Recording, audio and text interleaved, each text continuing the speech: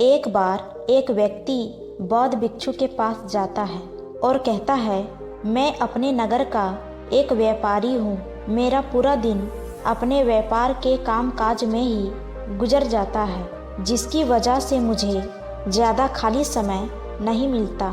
ज़्यादा खाली समय ना मिलने और हर समय व्यस्त रहने की वजह से मैं तनाव महसूस करने लगा हूँ। पिछले कई महीनों से मैं अपना कोई भी काम ठीक से नहीं कर पा रहा हूँ।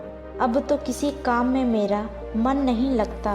मुझे काम को टालने की आदत पड़ चुकी है।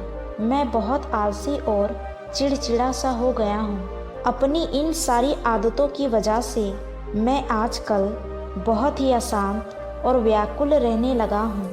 कृपया आप मुझे कोई ऐसा तरीका बताएं जिससे पूरे दिन मैं अपने मन को भटकने से रोक सकूं और पहले की तरह अपने व्यापार में मन लगा सकूं। बौद्ध भिक्षु ने व्यक्ति की सारी बातें बहुत ध्यान से सुनी और फिर कहा, तुम्हारी समस्या तुम्हारा काम में व्यस्त रहना नहीं, बल्कि अपने काम को बोझ समझना है। और कोई भी इंसान काम को बोझ केवल तभी समझता है जब वह वर्तमान में चल रहे काम पर ध्यान ना देकर सिर्फ अपने काम की भविष्य के बारे में सोचता रहता है और अपने मन में उसकी योजनाएं बनाता रहता है कि मैं भविष्य में इस काम को ऐसा करूँगा, इसे इतना बड़ा बना दूँगा। और जब इंसान सिर्फ किसी काम के बारे में सोचता रहता है लेकिन उसे पूरा करने के लिए कोई ठोस कदम नहीं उठाता, तो फिर वो उस काम को लेकर तनाव से घिर जाते हैं और फिर उसे वह काम बोझ लगने लगता है।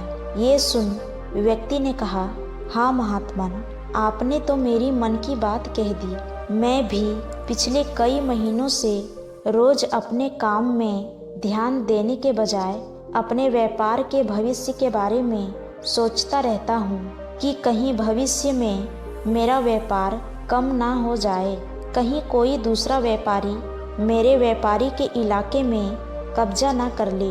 और ऐसे ही कई तरह के नकारात्मक बातें मेरे मन में चलते रहती है, जिससे मैं अपने आज के व्यापार पर ध्यान नहीं दे पा रहा हूँ। यह सुन बौद्ध भिक्षु ने कहा, हम अपने विचारों में समस्याओं को जितना बड़ा बना लेते हैं, असल जिंदगी में समस्याएं उतनी बड़ी नहीं होती।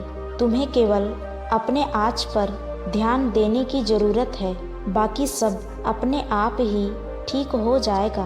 व्यक्ति ने कहा, महात्मन, मैं यही तो नहीं कर पा रहा।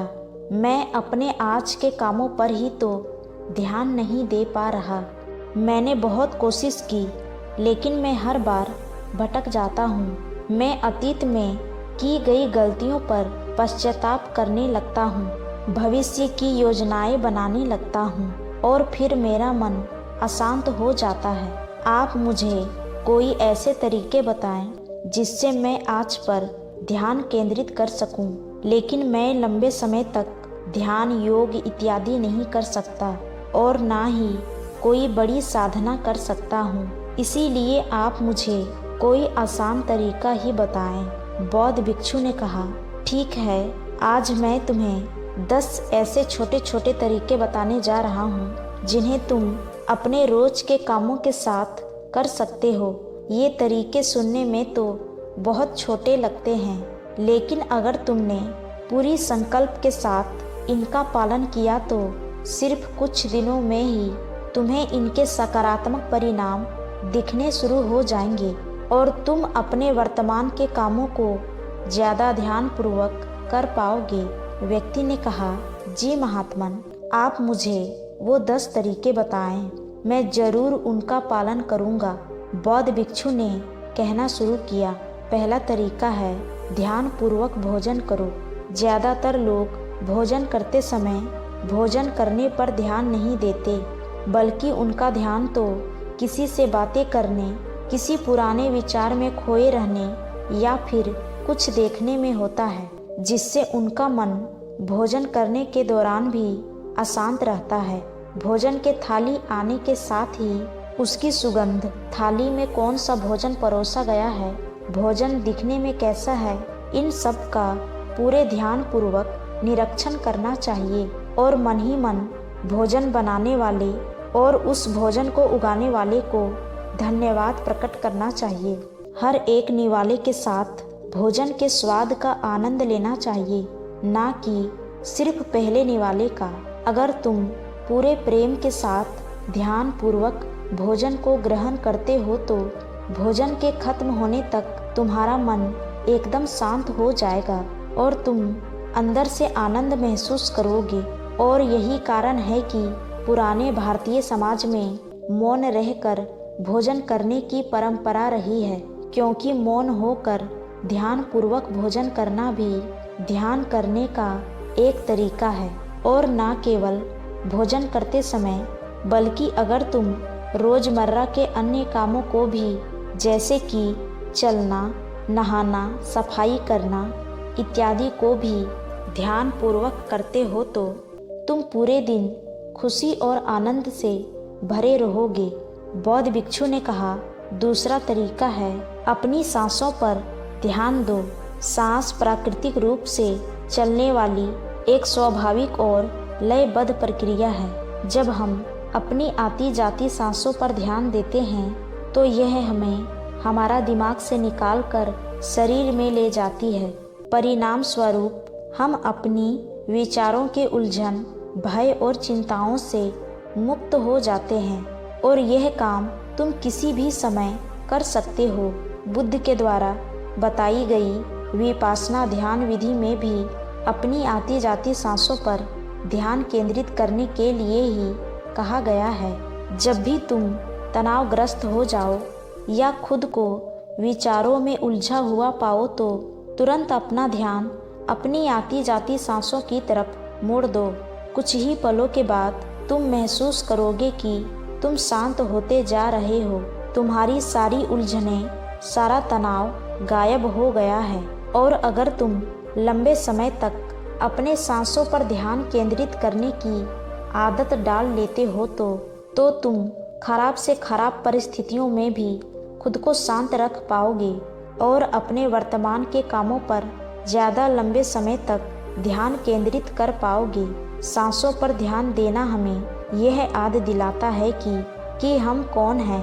हमें आभास होता है कि हम वो विचार नहीं हैं जो अभी हमारे अंदर चल रहा है, बल्कि हम तो इससे अलग हैं, इससे ऊपर हैं। बौद्ध भिक्षु ने व्यक्ति से कहा, तीसरा तरीका है अपने इंद्रियों से जुड़े। हमारी 5 इंद्रियां, नाक, त्वचा, कान और आँखें हमारे शरीर के प्रवेश द्वार हैं। लेकिन जब हम विचारों में खोए रहते हैं तो हम अपने इंद्रियों को अनुभव नहीं कर पाते कि हमारे आसपास क्या चल रहा है, कैसी सुगंध है, कैसी ध्वनियाँ आ रही है। जब तक कि ये सारी चीज़ें इतनी प्रबल ना हो कि ये हमारा ध्यान अपनी ओर खींच ले, हम बस बेहोशी में जिए चले जा रहे हैं। इसीलिए अपने आसपास के चीज़ों को ठहरकर ध्यान से देखने की आदत डालो। जैसे अपने शरीर से टकराती ठंडी हवा को महसूस करो।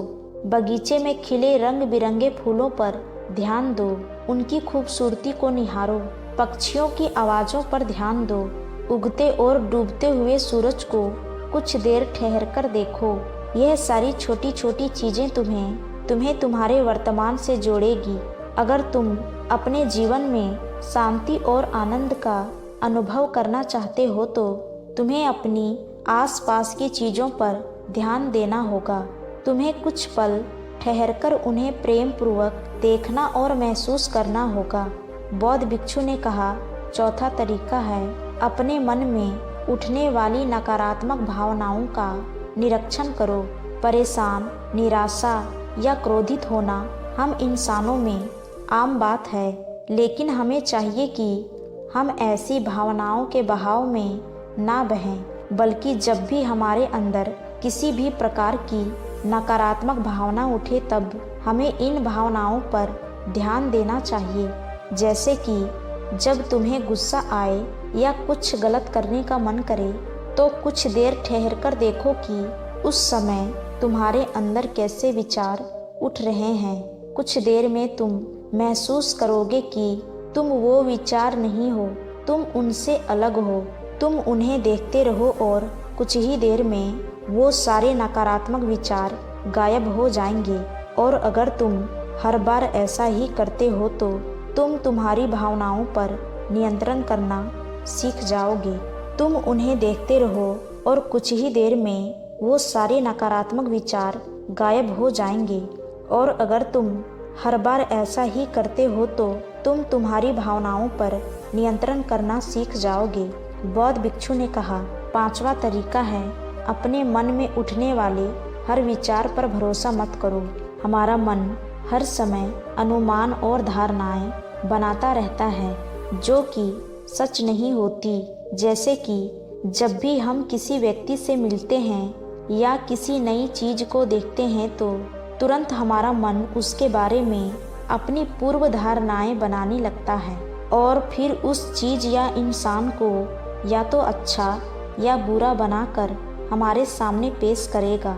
और फिर हम अपने विचारों को सच मानकर उस इंसान या चीज को वैसा ही समझने लगते हैं। और कुछ लोग तो अपनी ही धारणाओं को सच मान लेते हैं और उसी पर अड़े रहते हैं, जबकि हमें खुद को किसी भी प्रकार के पूर्व धारणा से स्वतंत्र रखने का प्रयास करना चाहिए और पूरी जागरूकता के साथ जो चीज़ असल में जैसी है उसे वैसे ही देखने का प्रयास करना चाहिए, ना कि उसमें अपनी तरफ से अच्छाई या बुराई की चादर ढक देनी चाहिए।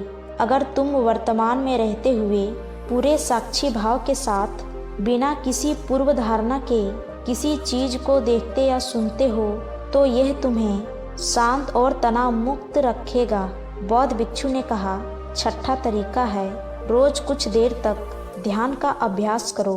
ध्यान करने के लिए घंटों बैठने की जरूरत नहीं है। दिन में 10 मिनट का ध्यान भी जीवन पर सकारात्मक प्रभाव डाल सकता है। रोज ध्यान करने से हमारे जीवन में नई ऊर्जा, उत्साह, शांति और प्रेरणा का आगमन होता है। हम पूरे दिन अंदर से खुश और शांत महसूस करते हैं। रोज ध्यान करने से अपने वर्तमान के क्षणों में रहना सीख जाते हैं।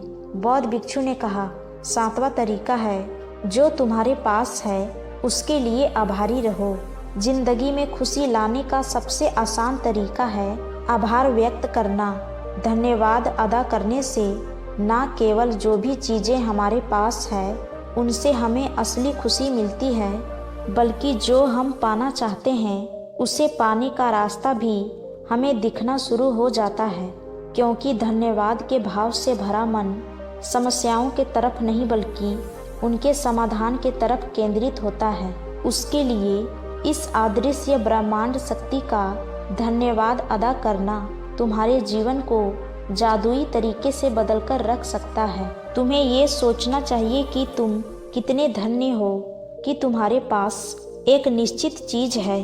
उदाहरण के लिए तुम्हारे पास एक अच्छा व्यवसाय है और ना जाने कितने लोग तुम्हारे जैसा व्यवसाय करने की इच्छा रखते होंगे लेकिन उनके पास नहीं है। साथ ही तुम्हें एक चीज के लिए भी आभारी होना चाहिए कि तुम्हारे थाली में खाना है, जबकि दुनिया भर में लाखों लोग भूख से मरते हैं।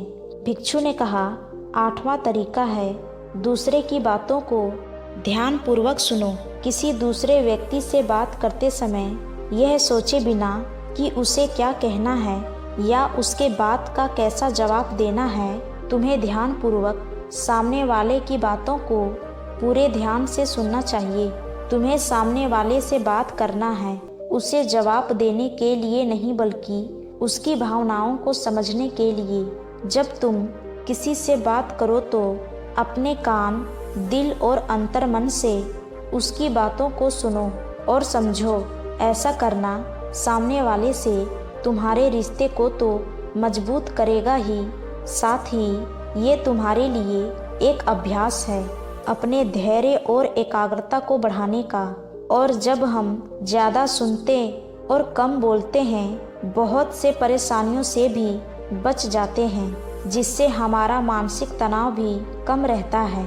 और याद रखो, किसी भी इंसान की बातों को ध्यानपूर्वक सुनना उसे सम्मान देने का सबसे अच्छा तरीका है। भिक्षु ने आगे कहा, 9वां तरीका है, अपने महत्वपूर्ण कामों के लिए एक समय निर्धारित करो। तुम्हें अपने दिन के कुछ समय को महत्वपूर्ण कामों के लिए निश्चित रखना चाहिए, जैसे काम का समय, नहाने का समय, सफाई का समय, खाने का समय। महत्वपूर्ण कामों को समय के साथ बांटना यह सुनिश्चित करता है कि वे चीज़ें बिना किसी बाधा के नियमित रूप से होती रहे। दिन के सही समय पर सही काम को करना हमारे जीवन में अनुशासन लाता है और अनुशासन से जीवन में शांति और खुशी आती है। भिक्षु ने कहा, 10वां और अंतिम तरीका है, अपने रोज़मर्रा के कामों में जागरूकता लाने का प्रयास करो।